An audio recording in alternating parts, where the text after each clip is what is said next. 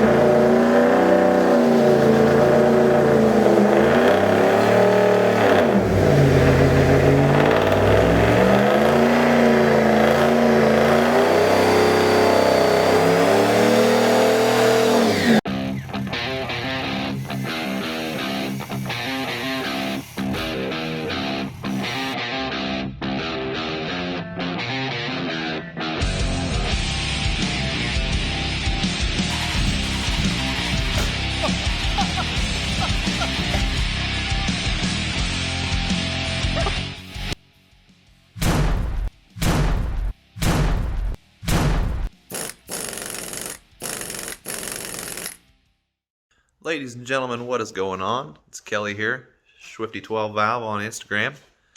Got a update here on the black truck and another little project. As you can see, you got some meats here, some wheel spacers, and a leveling kit. I originally bought this truck as a daily driver.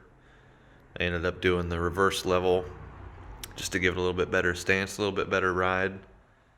And as cool as it looks and as nice as it is as a daily driver, this is the first Iowa winter I've gone through with this truck, and quickly finding out that it is not tall enough. That pretty sport front bumper drags on every little snowdrift that I find, and the having open diffs and street tires really sucks in the snow. So got a Churro Trailblade 35 12 50 20s gonna throw on there, leveling kit so I can fit those tires and some wheel spacers as well.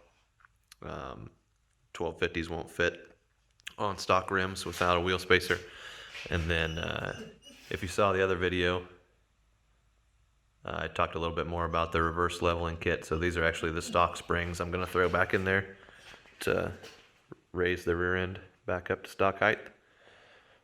So stick with me here and we'll get her done. Like any good car / truck loving American, I had to do a nice burnout before I put my new tires on. Kind of felt like I owed you guys a good one after talking about the exhaust and the programmer and how the truck runs and everything, and not really showing you how it runs. So that's what all this mess is. And excuse the truck. We got a lot of gravel roads around here, and like I said, it is winter. Ain't a whole lot of good you can do at the car wash with a black truck in winter. So until it warms up enough I can wash this thing by hand, I'm just gonna embrace the filth. So I'm gonna start by putting these stock springs back under the rear end. You could kind of use this if you're interested in the reverse leveling kit. You could use this as kind of a how-to. You'll just be putting in the shorter springs rather than the stock height ones. So the first thing I'm going to do is jack up the entire back half of the truck. I'm going to put jack stands under the frame and then lower the axle down to relieve all the pressure off the springs. Okay guys, I've got the back tires off. For the spring install, you don't actually have to pull the tires, but since I'm getting new ones, obviously they had to come off anyway. I've got the jack stands on the frame, and I've let the axle down some. I've got to disconnect the sway bar links on both sides just so I can get enough droop out of this axle to get these springs out. Then I'll pull the springs, put the new ones in, we'll be good to go. Alright guys, with the sway bar links disconnected on both ends, it's a 18 millimeter for the nut and an 8 millimeter to hold the stud still. With those loose, I'm going to go ahead and drop this axle down.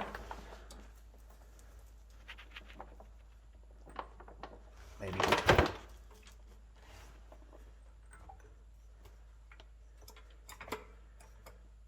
Alright. So in my usual fashion, I completely forgot that you have to also undo the shocks as well to get enough droop out of this axle. With spring compressors, you could probably get the spring out and leave the shock on, but this is just easier. It's a 22 millimeter on both sides for the bolt and nut. Just undo both sides, and now we've got plenty of room to wiggle that guy out of there. So when you pull that spring out, you're gonna get this isolator with it. You're gonna want to keep that and reuse it. It goes on the top. The small end of the spring goes on the bottom. Something interesting to note, this is the 2-inch drop spring compared to the stock spring. They're actually the same height, but as you can see, the factory spring is the same rate all the way through, whereas the lowering spring is a progressive rate spring. That means it's going to compress really easily on all these coils that have a big gap, and then once it gets down to these, it's going to really tighten up. That's what gives you that 2-inch drop and that really nice firm yet supple ride. So I've got the driver's side stock spring back in. I just wanted to show you guys the reason we unbolt that sway bar and the shock is the spring is nice and loose in here now with that axle drooped. Literally just pull her on out, keep this isolator. Ooh, sorry about that. See where it's been riding right there? We're going to stick it on the stock spring in the same orientation, and then stick her back up in there. So with both springs back in, all I got to do is lift up this axle a couple inches until I can get the shocks to line up. And we'll bolt the shocks back up, bolt the sway bar back up, and that's pretty much it. Pretty easy. Alright guys, I got the back end all back together. Got it supported on some junk. Gonna go ahead and get the front tires busted loose, lift the front end up and get it on some jack stands and get those front wheels off. Then I might throw the wheel spacers on and I'll probably call it a night. It's getting late, getting cold. We'll hit it again tomorrow. Alright guys, I got the front end jacked up, sitting on jack stands, front wheels off. This truck's not very old, but it's kind of dirty, but it never hurts to go ahead and soak everything down. It's a PB Blaster. Certainly can't hurt. I'm going to go ahead and throw the wheel spacers on the back. I'm going to put some blue Loctite on the actual wheel studs to hold this guy on there good. Torque him down and call it a night. See you guys tomorrow.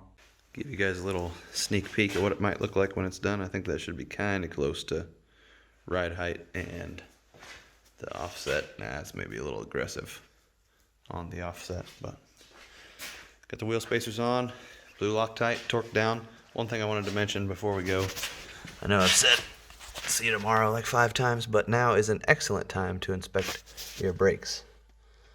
My shoes, I could probably throw new ones on, but I'll probably leave it. Rotors in really good shape. Front's in about the same condition. I probably got a good, 20,000-30,000 miles before I'll need brakes, but these guys being Loctited and torqued down are not going to be very easy to get off, so now is an excellent time to change brakes if you need to.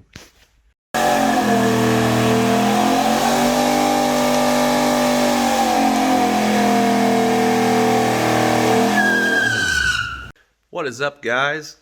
We're back at it. I know I said I'd see you tomorrow. Actually, tomorrow night. Seems like Dad's projects always come last on the list, but we're getting ready to start on this front end here. It's actually going to be kind of intensive. Lehman wants to say hi to everybody. Hi, Lehman. Hi, buddy. We're going to take off this brake caliper, and we'll wire him up out of the way. Going to unclip this, what I assume is for the wheel speed sensor. We got to undo the upper ball joint, the bottom strut bolt, the sway bar there, and the tie rod buoy. After all that's loose, I'm also going to take this loose just to give that CV shaft some more play. After all that stuff's loose, we got to take off this upper control arm because I have a new one to put on. Once all that stuff's out of the way, I'm going to throw the spring compressors on this strut just to make things easier. We'll get him out of there, put the leveling kit on, and the new upper control arm. Stay tuned. Alright folks, here we are. We've got the upper ball joint undone. Got the upper control arm removed. Sway bar link disconnected. Tie rod end disconnected. We loosened our axle nut, and I've got him, you guys probably can't see the play, but got him loosened up to get us some extra front and back play there. I've got the bottom strut bolt loose. The brake caliper removed and hanging there off the frame. Don't want to let that guy dangle or you risk kinking this brake line, causing yourself some more work. All I got left is these 3 bolts up here. We'll drop that strut down and we'll be in business. All right, guys, victory is ours. With the help of a spring compressor and a little help from a pry bar, got it out of there relatively easily. I'm gonna get this this box of fun parts opened up here and we'll start putting it back together.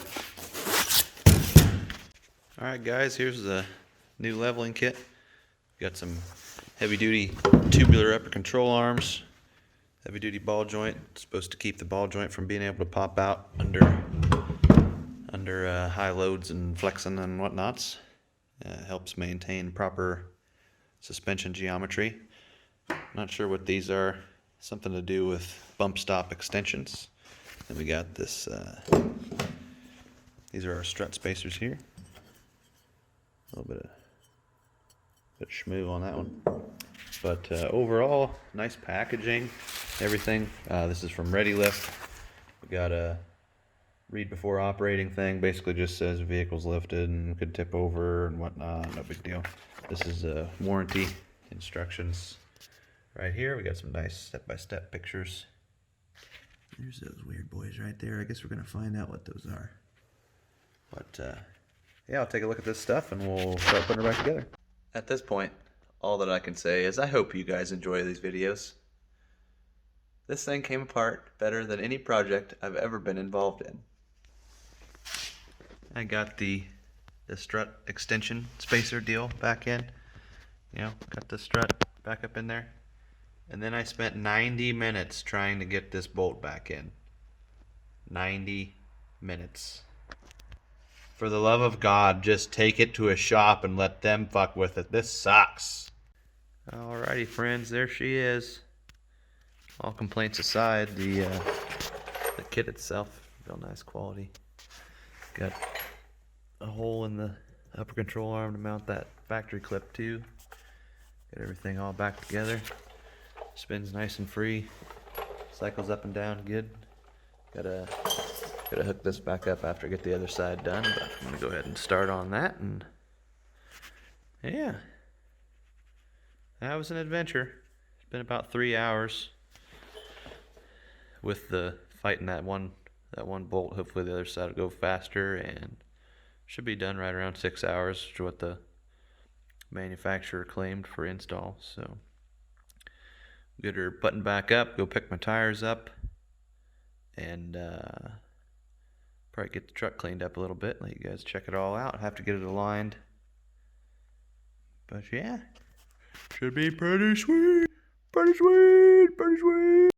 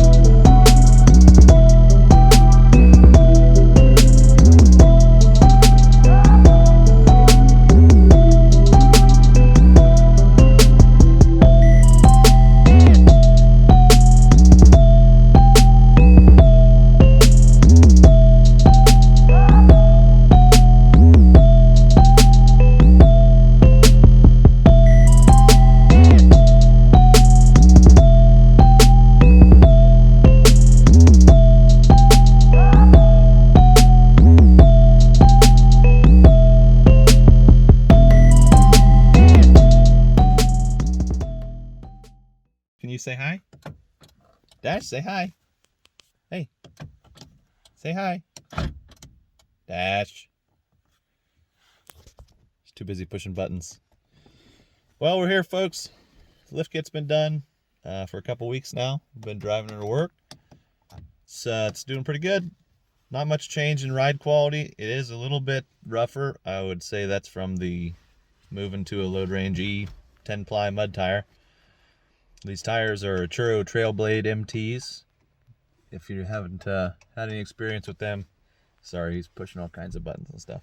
If you haven't had any experience with them, they're a good budget tire. They do really well in mud and deep snow. They're not the best in like the hard packed snow like you get on the road out before after a bunch of traffic's been on the snow before the snowplow's been down the road, but they do pretty good. They ride smooth for the most part for being a budget mud tire from China. But I'd say the leveling kit itself, pretty much stock ride. It's definitely been a little bit of a hit to the fuel mileage, which is unfortunate, being that I drive this truck most of the time, but I'll probably start driving that boy more often when it warms up. Try and get some miles on him before he goes under the knife in the garage for some body work and some more performance mods. What's up, Panda boy? That's pretty much it. We'll touch back maybe in a few months and do a review on the leveling kit, but it's real good quality. The other side went together a lot faster after doing one side. But that's gonna wrap this one up, guys. Thanks. Stay tuned for the next one.